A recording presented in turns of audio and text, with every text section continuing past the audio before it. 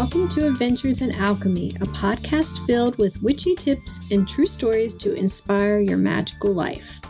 I am Michelle Martin Dobbins, the creator of Daily Alchemy and the Adventures in Alchemy podcast. This podcast is supported by the Daily Alchemy Premium Members Lab. I don't run a Patreon, so I keep membership at a very economical $11.11 a month.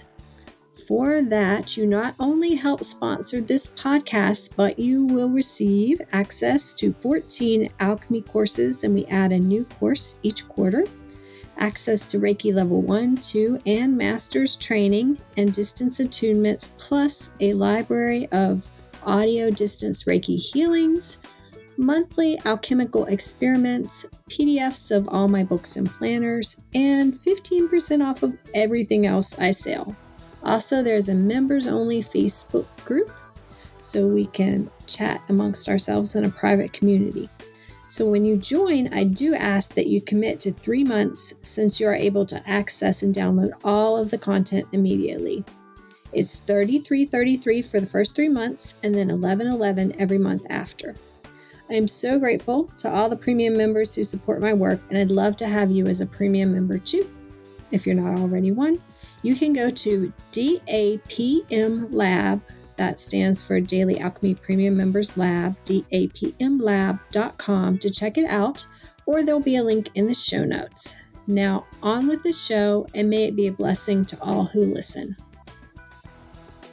All right, today we're going to talk about high magic versus low magic, and why I think it really doesn't matter which you do. In fact, you'll probably do a combination of both.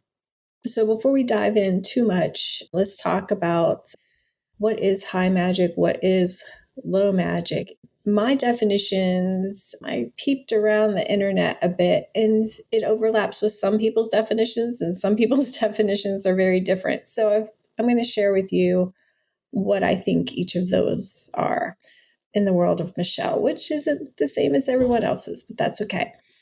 So to me, I don't really like the terms low magic and high magic, but you'll see them out there quite a bit. Low magic to me, I would prefer to call practical magic. In my definition of low magic is like practical magic. It is doing magic that is done for a purpose, a practical purpose, to get a job, to get a lover, to make more money, to get a specific outcome. That is, to me, what low magic is, or what I like to call practical magic. High magic, on the other hand, is more of what I would call transformational magic.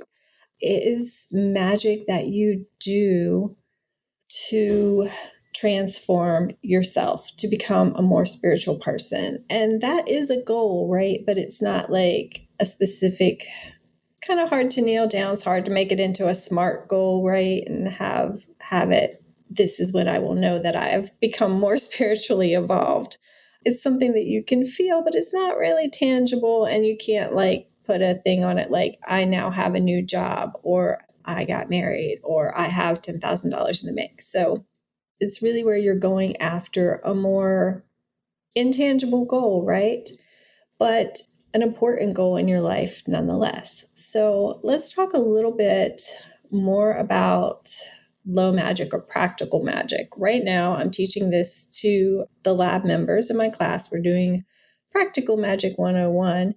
And guess what we're going to be doing next after this class is done. But this class has just started. So if you're interested in jumping into it, we're only on the second module. So we will be playing with this for several more months. And then we will be playing with transformational magic.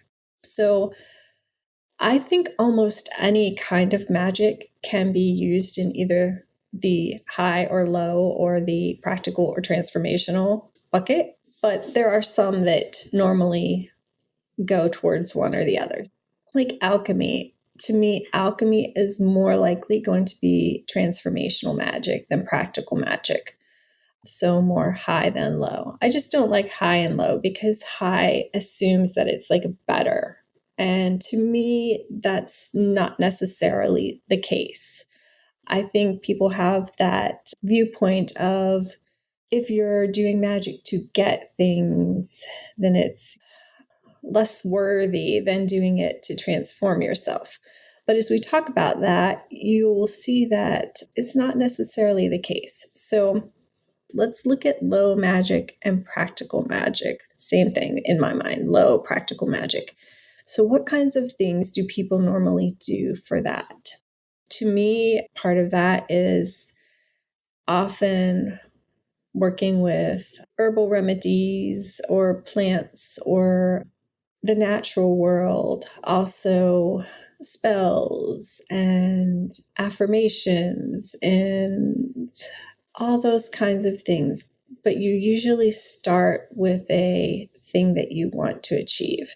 And even though you start with a thing that you want to achieve, I do teach in the practical magic class that a huge part of that is having a daily practice. Whether you're doing high magic or low magic or practical magic or transformational magic is a daily practice of sorts, because that daily practice gives you more magical energy. Like, to me, magic is not something that we create. Magic is all around us. It's the water we swim in if we're fish, right? We might look that we're in air, but I think that we are surrounded by magical energy and magical power. Almost like if you've watched the show The Magicians, right? There's a magical supply all around them. In that show, the supply can be like limited and it's hard to tap into. And I think we can create that circumstance for ourselves as well here, even though it's all around us. We can limit it ourselves by what we will allow ourselves to accept. And it's kind of like that thing, like if you're growing a plant and your plant is in a tiny, tiny container, like I have seedlings out in the garage, they're only going to grow so big in those little seedling spots. And then I have to like either replant them or put them in the garden so they have more space and room to grow. We have to do that for ourselves too, in how we live our lives, the people we surround ourselves with. Our daily practice is a great place for that to grow and to have us be able to access more of the magic that is all around us. So that's why, even if you're doing what we would consider low magic, having a daily practice is the most important thing to me. And that being said, I name my business Daily Alchemy because I think that that daily practice of doing some type of spiritual ritual or routine is just so, so important. And one of my clients, we were just speaking about how, like, sometimes we say that our spiritual growth and our spiritual life or magic is really important to us. And then we notice that we're not spending as much time on it. You know, if it really is a part of our lives and we want to make it a part of our lives, then we have to put it into our life. And I am a person who has 4 children, 2 dogs, 2 businesses, lots of things going on. And I make time for this because it's important to me. And the way that I make time for it is I incorporate it into my daily life. It overlaps. And in the class that I'm teaching people how to make magic, and overlay over your day. And that's important. So whether you're doing whatever kind of outcome you're looking for, if you're looking for a practical magic outcome or a transformational magic outcome, you still want to have this daily practice.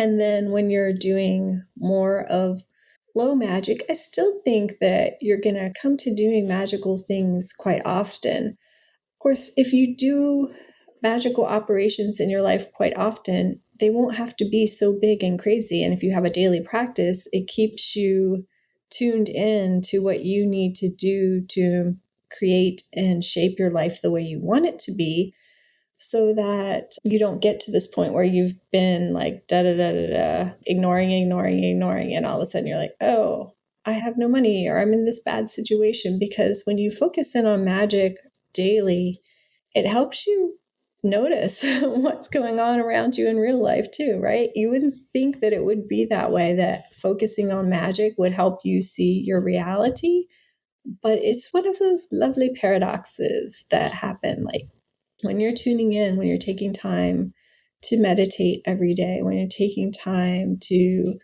do affirmations or visualizations or banishing rituals or whatever, those steps keep you tuned in, and they just give you that time to stop and look around and see what's happening in your world. And it kind of keeps you from veering off into that wrong path, or noticing that you have veered off onto that wrong path. And by wrong path, I'm just meaning wrong for you, not in any kind of judgment sense. So when you're doing low magic, practical magic, that daily practice is a huge part of it. And then you may want to do some spells, some specific workings around it. And those workings work a whole lot better when you have a daily practice. And so that's why I find like there's just so much of an overlap between low magic and high magic, because obviously in high magic or transformative magic, you're going to have a daily practice, right? It's funny because they're so similar, but a lot of times what people might consider low magic versus high magic, it's almost masculine versus feminine. And I don't mean that as in men do one and women do the other, just, well, I guess in a way, a lot of them traditionally in the past, ceremonial magic, Thelema, Golden Dawn, like some of these more ritualized, more step by step, follow the system magic, I consider to be more high magic, and alchemy would go in there. Those were traditionally done by more men. And the nature magic, the getting what you need right now magic was done by more women. And if we look historically, the reason for that was women were relegated to these household duties and things. Most of them, not all of them, but a lot of them did not have the opportunities and to do ritual high magic. They were caring for families and homes and kids, so they had to put their magic into their day, and they used a lot of nature and food and herbs and that kind of thing to do magic. Whereas the high magic was definitely for the wealthy who had the time, money, and knowledge to do it. Now we live in a society where we can, most all of us have access to do either and or both. So that is great. And if you're looking at starting a magical practice, do I think you should start with high magic or low magic? I actually think that that's going to be personal to each person. Just like, what are you wanting to strive for? Like, a lot of people come into magic on more of a low magic vibe. And that's not a bad thing. That's because their life is not the way they want it. And so they come to magic looking to make changes in their life. And there's nothing wrong with that. So that's where it kind of gets funny, because I feel like any kind of magic can be practical magic if you're coming at it to change certain aspects of your life. To me, the definition is like, your practical magic, you're coming in to make very concrete, practical changes. Transformational magic, you're coming in to transform yourself. But here's the interesting thing. Here's one of the paradoxes that I love so much, which is what I'm getting ready to say here is like the whole gist of the podcast. I probably could have come on and just said what I'm going to say now, and that'd be enough, which is if you start with lower practical magic and you come in to get a specific goal, but you really put your heart and soul into it and you start a daily practice and you raise your magical power.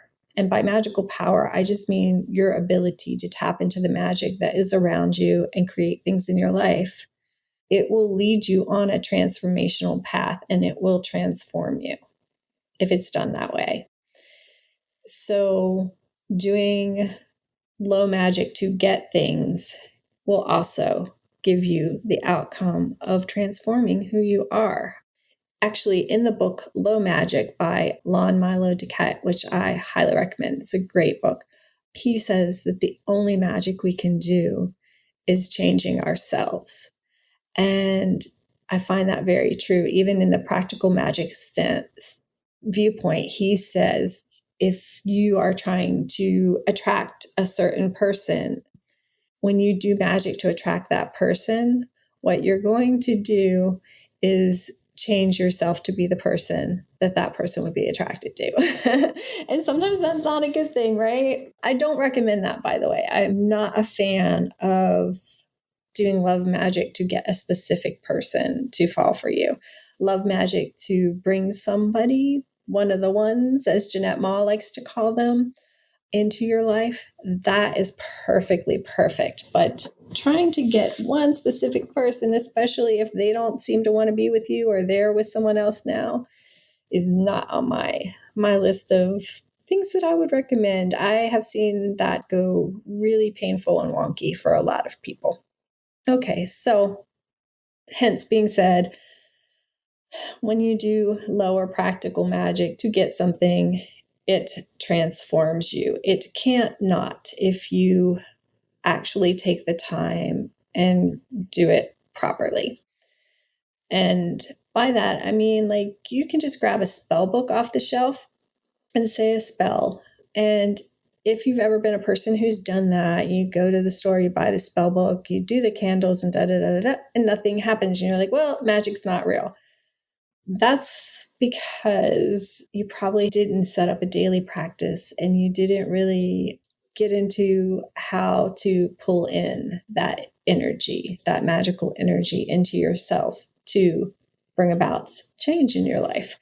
So, on the other hand, though, if you're doing high magic, transformational magic, and your only goal is to transform yourself into more of who you are or closer to be your more like your holy guardian angel, you will find that you get things in your life and you may the things that you want that you weren't necessarily focusing upon, but in focusing upon transforming yourself, your magical energy upped and you are able to allow in more of you. More of you, and then that allowed the jobs, the money, the friends, the lovers, whatever it is that you're wanting to come into your life.